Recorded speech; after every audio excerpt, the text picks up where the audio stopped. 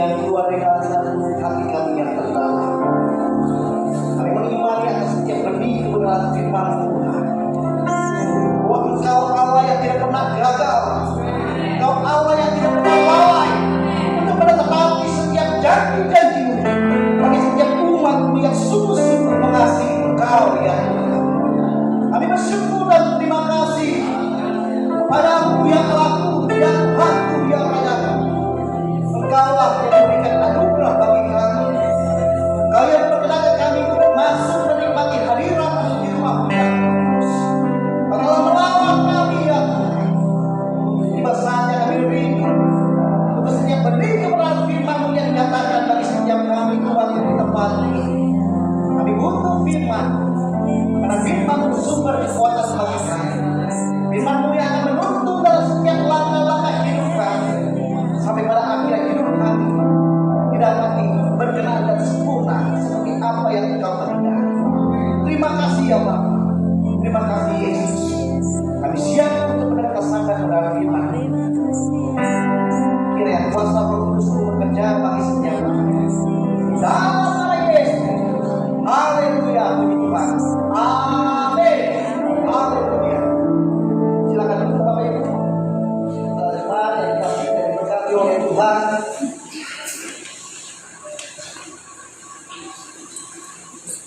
Ada sukacita hari ini. Amin. Beri kemuliaan bagi nama Tuhan. Hari ini kita akan merenungkan tentang sabda kebenaran firman Tuhan dengan sebuah tema yang akan saya bagikan pada hari ini untuk kita renungkan secara bersama-sama, yaitu memiliki kesadaran akan identitas sejati sebagai orang percaya. Tema firman Tuhan pada hari ini akan kita renungkan secara bersama-sama dengan umat Tuhan yang ada di tempat ini, yaitu memiliki kesadaran akan identitas sejati sebagai orang percaya. Yang terambil di dalam kitab Matius pasal yang kelima, ayat yang ke-13 sampai yang ke-16. Kiranya Roh Kudus senantiasa menolong saudara dan saya untuk dapat mengerti dan memahami. Bahkan Roh Kudus senantiasa memampukan kita untuk melakukan benih kebenaran firman Tuhan yang akan kita renungkan pada pagi hari yang indah ini. Saudara, tanpa membuang waktu, saya mengajak kita membuka Alkitab kita dalam kitab Matius pasal yang kelima. Matius pasal yang kelima,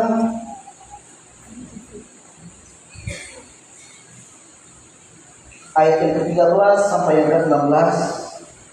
Kita akan membaca ayat ini secara berganti-gantian. Kaum lelaki akan membaca ayat yang ganjil, dan kaum wanita akan membaca ayat yang genap, dan seterusnya. Demikian firman Tuhan dalam kitab Matius pasal 5 ayat yang ke-13 sampai yang ke-16 dengan judul perikop dari lembaga Alkitab, yaitu garam dunia dan terang dunia. 1, 2, 3, diam. Kamu adalah garam dunia. Jika garam itu menjadi tawar, dengan apakah ia diasingkan? Tidak ada lagi gunanya selain dibuang dan dihujat orang. Kamu adalah terang dunia. Kota yang terletak di atas gunung tidak mungkin tersembunyi. Lagi pula orang tidak menyalakan pelita lalu meletakkannya di bawah kantang, melainkan di atas kaki tiang sehingga menerangi semua orang di dalam rumah itu. Demikianlah hendaknya terangmu bercahaya di depan orang, supaya mereka melihat perbuatanmu yang baik dan memuliakan Bapamu yang di surga. Sampai di sini pembacaan firman Tuhan kita. Kapot teha Adonai Elohim kapot teha. Segala kemuliaan hanya bagi-Mu Tuhan, kemuliaan hanya bagi-Mu. Bapak Ibu, saudara jemaat yang dikasihi dan diberkati oleh Tuhan, memiliki kesadaran dalam menjalani kehidupan di tengah-tengah dunia ini diperlukan bagi setiap kita insan manusia. Memiliki kesadaran dalam menjalani kehidupan di tengah-tengah dunia ini diperlukan bagi setiap kita insan manusia. Manusia yang memiliki kesadaran dalam menjalani kehidupan di tengah-tengah dunia ini akan lebih tertib dan lebih baik hidupnya dibandingkan dengan manusia yang tidak memiliki kesadaran dalam menjalani kehidupan di tengah-tengah dunia ini. Dan hal itu terbukti, saudara. Bagaimana ada begitu banyak peristiwa-peristiwa pelanggaran-pelanggaran hukum yang terjadi, ada begitu banyak persoalan maupun pergumulan yang kita hadapi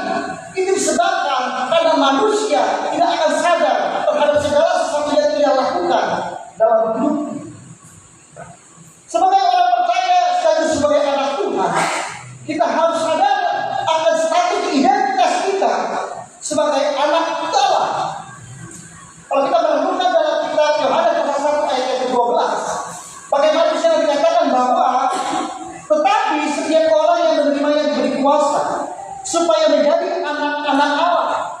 Artinya saudara, di saat saudara dan saya telah menerima Yesus Kristus sebagai Tuhan dan Juru Selamat dalam kehidupan saudara secara pribadi, maka saudara diberi kuasa untuk menjadi anak-anak Allah. Status kita yang dahulu adalah orang berdosa, telah diubahkan menjadi anak Allah yang telah dibenarkan oleh Allah sendiri. Oleh sebab itu, sifat dan karakteristik dan perbuatan Allah yang adalah sebagai gambaran Bapa kita akan tercermin dalam kehidupan kita sebagai anak. Bapak Ibu yang sangat dikasihi dan diberkati oleh Tuhan Yesus Kristus, saudara dan saya adalah anak Allah. Maka kita harus sadar akan hal itu. Bahkan hidup kita tidak bisa lagi dalam menjalani aktivitas sehari-hari kita dengan menyia-nyiakan kesempatan anugerah Tuhan, dengan semau-mau Tuhan, sesuka-suka Tuhan, hidup Tuhan. Karena hidup kita adalah milik Tuhan. Itulah yang Allah mau di dalam setiap kehidupan kita. Ketika kita sadar akan status kita sebagai anak Allah, maka ada satu pembeda yang kita munculkan di tengah-tengah dunia ini. Bagaimana kita berbeda dengan orang-orang yang tidak mengenal Allah. Saudara Bapak Ibu yang sangat dikasihi dan diberkati oleh Tuhan, ketika orang Kristen yang tidak memiliki kesadaran akan identitas sejatinya sebagai anak Tuhan, maka cenderung orang tersebut masuk pada satu pola kehidupan yang sama dengan manusia yang tidak mengenal Allah. Ketika orang Kristen yang tidak memiliki kesadaran akan identitas sejatinya sebagai anak Tuhan, maka cenderung orang tersebut akan melakukan satu pola kehidupan layaknya seperti orang yang tidak mengenal Allah.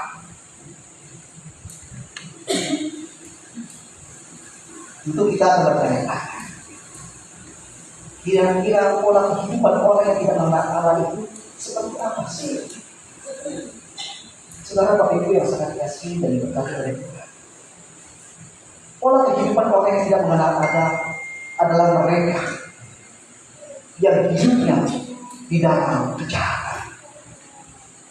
Pola kehidupan orang Kristen yang tidak mengenal Allah, mereka hidupnya adalah sesuka-suka Tuhan, semau-mau Tuhan. Mereka melakukan segala hal-hal yang dimana mereka tidak mengerti mana yang berkenan di hadapan Allah atau yang mana yang baik dan mana yang jahat. Sampai pada akhirnya saudara, tidak ada pembeda yang dimana orang untuk melihat antara anak-anak Tuhan dengan anak-anak yang bukan berasal dari anak Tuhan.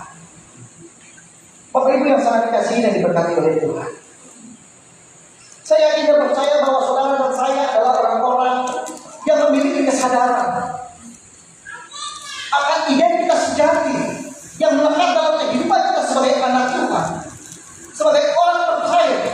Sehingga apa? Saudara, ketika kita sadar memiliki identitas sejati sebagai orang percaya, maka hidup kita akan kita jalani dengan arif dan bijaksana. Label sebagai anak Tuhan melekat di dalam kehidupan kita. Bapak Ibu, jemaat Tuhan yang sangat dikasihi dan diberkati oleh Tuhan, itu sebabnya Roh Kudus selalu mengingatkan saudara dan saya. Itu sebabnya Roh Kudus senantiasa membimbing saudara dan saya. Itu sebabnya Roh Kudus selalu menuntun saudara dan saya ketika saudara dan saya telah menyimpang daripada jalan-jalan Tuhan, atau kita sudah mulai tidak memiliki kehilangan kesadaran akan identitas kita yang sejati di dalam Tuhan Yesus Kristus. Saudara, sidang jemaat yang sangat dikasihi dan diberkati oleh Tuhan, menyadari akan identitas kita yang sejati akan menolong kita dalam menjalani kehidupan yang arif dan bijaksana di tengah-tengah dunia. Itu sebabnya sebagai anak Tuhan dan sekaligus sebagai orang percaya, betapa pentingnya kesadaran identitas yang sejati yang kita emban dalam kehidupan kita ketika kita sudah percaya kepada Tuhan. Agar di sini dunia dapat melihat adanya satu perbedaan antara anak-anak Tuhan, antara orang-orang yang mengenal Allah yang benar dengan orang-orang yang tidak mengenal Allah secara benar. Dalam renungan kita yang diambil dalam kitab Matius pasal yang kelima, ayat 13 sampai yang ke-16, dan yang tertuang dalam satu tema yaitu memiliki kesadaran akan identitas sejati sebagai orang percaya, ia dapat menolong kita untuk bisa mengerti dan memahami akan maksud dan rencana Tuhan yang agung dan mulia secara pribadi lepas pribadi. Saudara Bapak Ibu yang sangat dikasihi dan berkati oleh Tuhan, menarik sekali ketika penulis kitab Matius ini menuliskan apa yang ia dapatkan, apa yang dia alami dan apa yang dia rasakan. Bagaimana Matius ini dituliskan oleh salah seorang pemungut cukai yang dimana pada saat itu dia mendapatkan sebuah predikat orang berdosa. Tetapi ketika dia mengalami perjumpaan dengan Tuhan, hidupnya telah diubahkan oleh Tuhan menjadi anak Alfeus.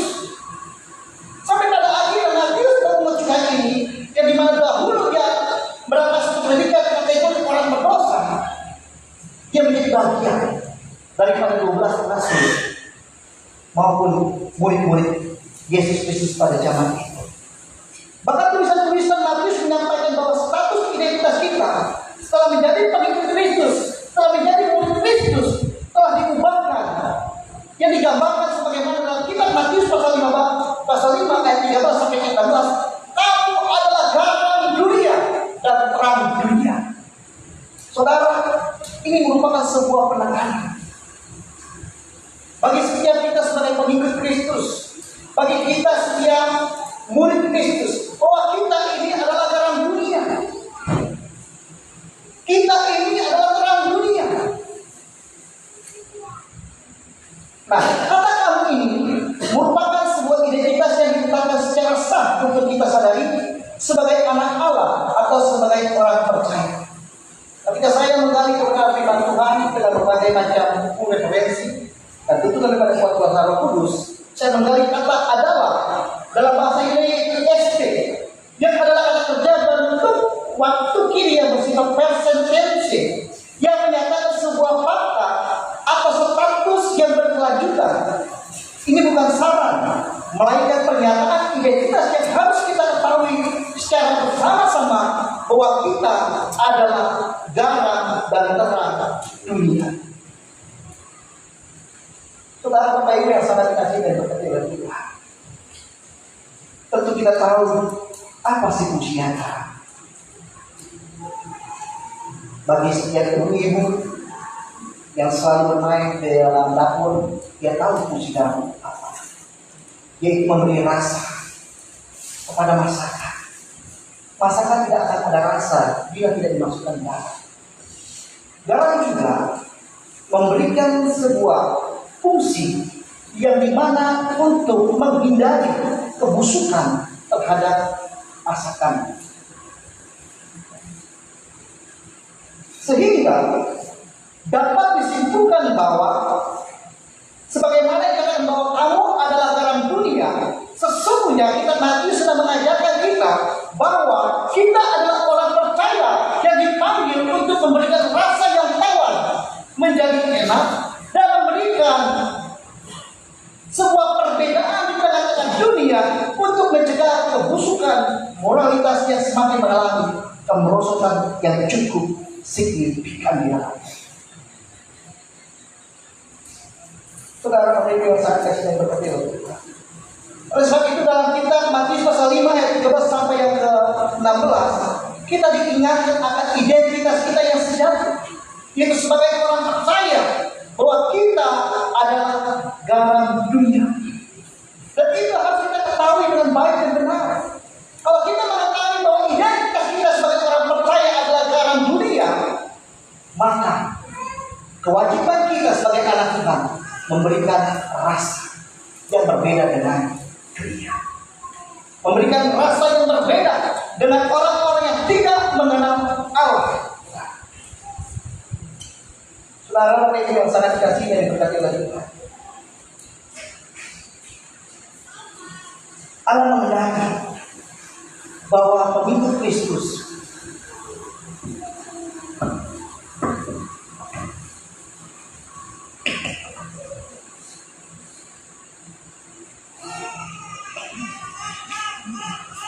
Allah menghendaki bahwa hidup Kristus dan murid-murid Kristus itu memiliki suatu perbedaan yang cukup mencolok. Ketika mereka sama-sama melakukan aktivitas dengan hatinya. Oleh sebab itu, Tuhan mengatakan secara gamblang bahwa kamu adalah garam dunia. Kamu adalah terang dunia. Saudara, Bapak Ibu yang sangat dikasihi dan berkati oleh Tuhan.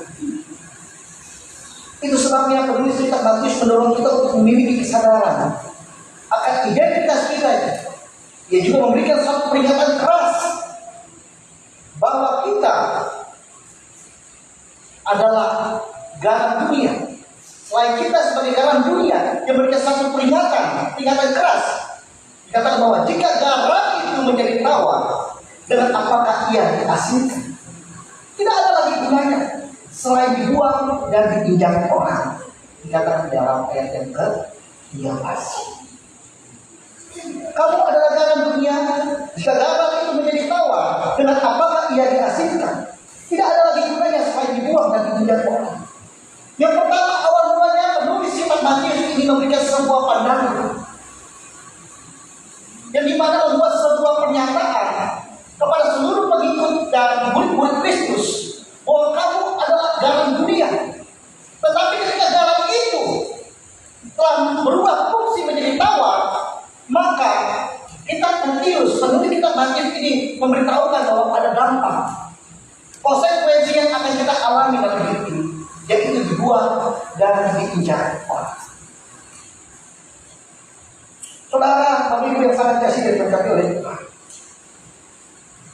Konsekuensi jika gambaran kita sebagai garam dunia telah berubah kehilangan rasa menjadi tawar. Dan kata tawar dalam bahasa Indonesia berkata morante yang berarti bodoh. Artinya orang Kristen yang tidak memberikan perbedaan rasa bagi dunia adalah orang Kristen yang bodoh, saudara, atau orang percaya yang mamang dan yang tidak ada harganya. Saudara, ketika saya mengamati menggali bahasa aslinya begitu keras.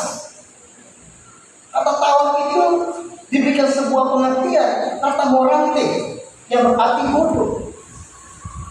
Kalau kita menjadi orang Kristen yang tidak memberikan rasa terhadap dunia, maka kita dikatakan orang Kristen yang bodoh, yang kehilangan harganya di hadapan Allah. Tentunya saudara dan saya tidak mau seperti demikian. Kita mau bahwa kita menjadi orang Kristen yang berharga di mata Tuhan.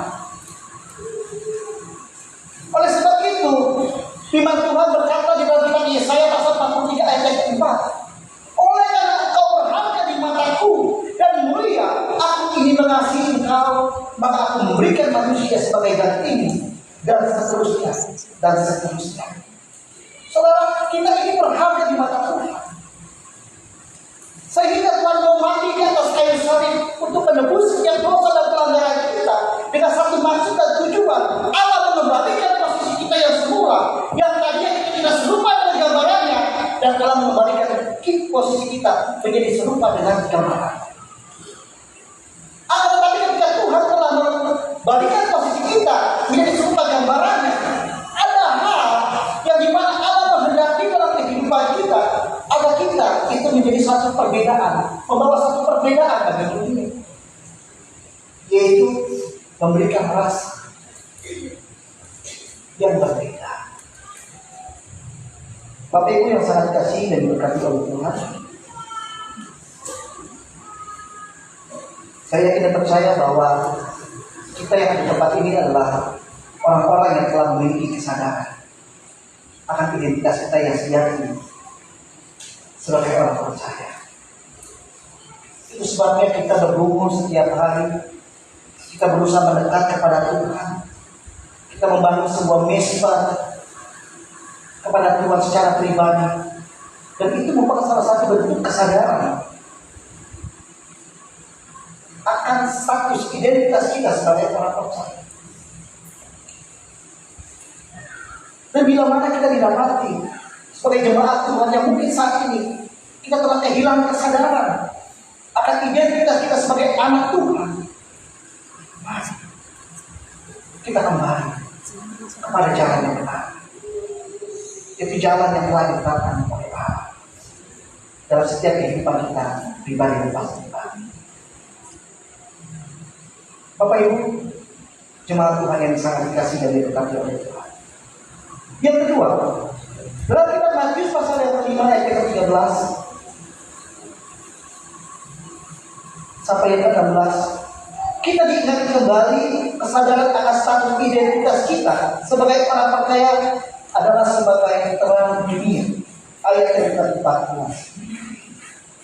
Kamu adalah terang dunia, kota yang terletak di atas gunung tidak mungkin tersembunyi. Bagaimana dalam firman Tuhan, dalam perhubungan kita diingatkan kembali akan status identitas kita sebagai orang percaya, kita adalah terang dunia. Sehingga kehadiran Yesus yang adalah sebagai gambaran Bapa kita dan kita adalah sebagai anaknya. Dan Tuhan berfirman dalam kitab Matius pasal 8 ayat yang 12 bahwa akulah terang dunia.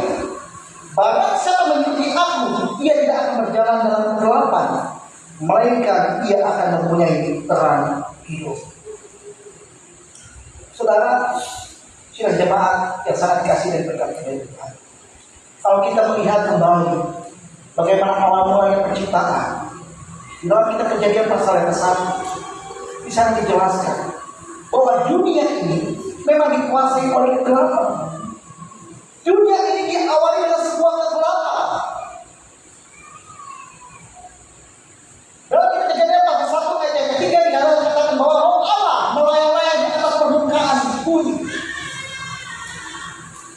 Dengan kehadiran Tuhan di tengah-tengah dunia, maka disitulah Roh Allah memberikan sejagat terang kemuliaan Tuhan, yang dimana dengan terang itu kita sebagai anak Tuhan, sebagai orang percaya dapat menyingkirkan kegelapan yang ada di dalam. Saya mengajak kita untuk membuka kitab kita di dalam kitab Kejadian pasal 1 ayat 4. Kejadian pasal 1 ayat 1 sampai ayat 4.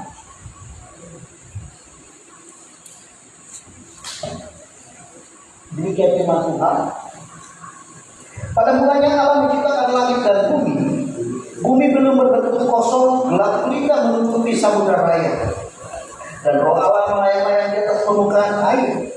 Berfirmanlah Allah jadilah terang, lalu terang itu jadi. Lalu Allah melihat bahwa terang itu baik, lalu pisahkannya terang itu dari terang. Saudara, jadi ketika kehadiran Roh Allah masuk ke tengah-tengah dunia, maka kegelapan itu lambat laun menjadi sinar. Ini membuktikan bahwa terang dapat mengusir kegelapan, dan kegelapan tidak dapat mengusir terang. Saudara, kalau kita mengamati baik-baik lagi, dalam ayat yang keempat, di sana dikatakan bahwa Allah melihat bahwa terang itu baik, lalu dipisahkan dengan terang itu dari gelap. Jadi ketika kita hidup di dalam terang, bahwa itu merupakan satu hal yang baik bagi Allah dalam kehidupan kita sebagai umatnya. Allah tidak berkata ketika Allah menciptakan kegelapan, lalu Allah berkata kegelapan itu baiklah. Tidak. Tapi Allah berkata kepada kita bahwa ketika Allah menciptakan terang, terang itu baik, lalu pisahkannya terang itu daripada gelap. Jadi saudara Bapak Ibu yang sangat dikasihi oleh Tuhan, sangatlah jelas yang dalam firman Tuhan. Bagaimana awal mulanya dunia itu dikuasai oleh kegelapan atau sejarah. Namun pada akhirnya kehadiran Roh Allah telah membuat secara sinar terang kemuliaan Tuhan yang berakhir kepada terang menyingkirkan kegelapan. Saudara, Bapak Ibu yang sangat kasih dan dikasihi oleh Tuhan, sebuah lilin kecil tidak akan pernah menjadi berguna dan bermanfaat bagi orang-orang yang ada di sekitarnya. Kalau tidak, lilin itu dibakar. Ketika lilin itu dibakar, maka lilin itu akan meleleh. Lambat laun akan menjadi habis. Begitu juga dalam kehidupan kita. Ada kalanya kita menunjukkan terang Tuhan. Ada rasa sakit yang harus kita korbankan dalam diri ini. Demi untuk apa? Untuk bermanfaat bagi orang lain. Itulah esensi daripada kehidupan kita sebagai anak terang. Jadi dari fungsi dari terang yaitu harus terlihat. Dikatakan dalam ayat 14. Matius pasal yang kelima ayat 14. Fungsi daripada terang itu harus terlihat. Kalau adalah terang dunia, kota yang terletak di atas gunung tidak mungkin tersembunyi. Jadi fungsi daripada terang itu dapat dilihat dan dapat dirasakan. Kalau ada seseorang yang berkata bahwa aku adalah terang, tetapi dia tidak dapat terlihat, maka sesungguhnya dia seperti demikian batu. Dia menyalakan api tetapi menaruhnya di bawah dan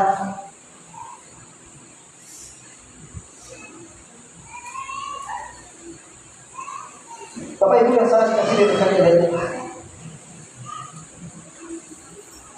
Itu sebabnya Rasul Paulus mengatakan bahwa kamu adalah surat-surat Kristus yang terbuka yang dapat dibaca oleh semua orang. Kita harus sadar betul bahwa kita adalah garam dunia, kita adalah terang dunia. Dan untuk itulah kita dipanggil menjadi umat Tuhan, supaya kita memberikan rasa dan kita menerangi kegelapan yang ada di tengah-tengah dunia. Harus ada sebuah perbedaan yang mencolok dan signifikan dalam kehidupan kita sebagai anak Tuhan dengan orang-orang yang tidak mengenal Tuhan. Bagaimana caranya agar kita mampu memberikan sebuah perbedaan yang mencolok di tengah-tengah dunia ini dengan memiliki kesadaran akan identitas kita yang sejati di hadapan Tuhan. Tanpa kita memiliki kesadaran identitas yang sejati di hadapan Tuhan, maka kita tidak akan sampai pernah menjadi garam dan terang dunia. Dalam iman Tuhan pada hari ini terus mendorong kita dan melakukan bahwa kita adalah orang-orang percaya yang senantiasa membutuhkan pertolongan Roh Kudus agar hidup kita terus menjadi garam dunia dan terang dunia sampai pada akhirnya Tuhan dipermuliakan atas kehidupan kita. Amin.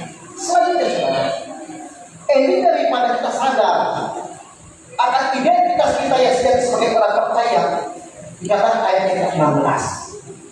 Demikianlah hendaknya terang bercahaya di depan orang, supaya mereka melihat perbuatanmu yang baik, memuliakan Bapamu yang di surga.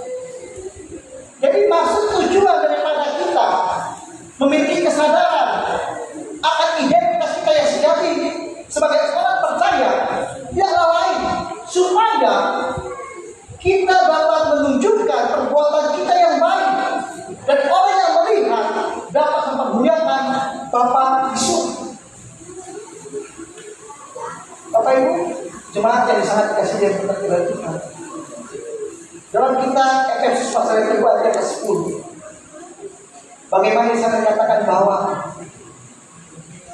sejak semula Allah menciptakan kita, mendesain kita untuk melakukan pekerjaan yang baik.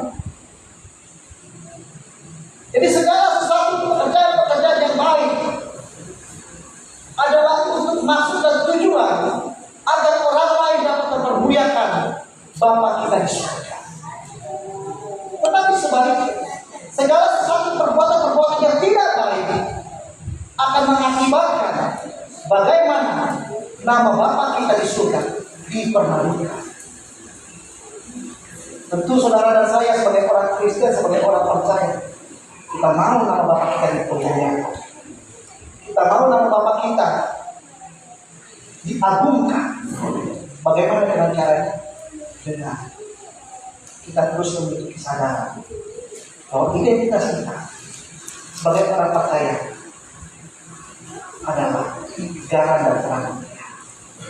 Saudara, kalau semua yang ada di tempat ini memiliki kesadaran, termasuk saya, akan identitas kita yang sejati di hadapan Tuhan, saya yakin dan percaya ada satu hal yang luar biasa yang akan Tuhan percaya bagi gereja ini.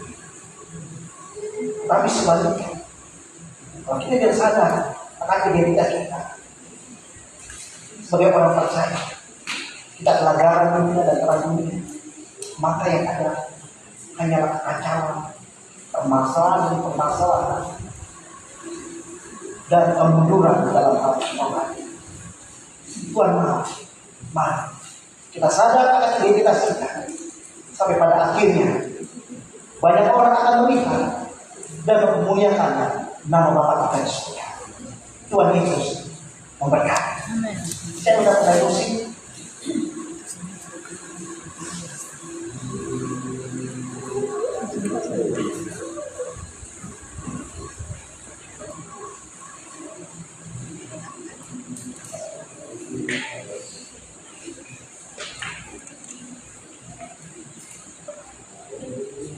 Saya sangat diberkati oleh sebuah lagu yang dinyanyikan oleh Once Mekel tentang garam dunia.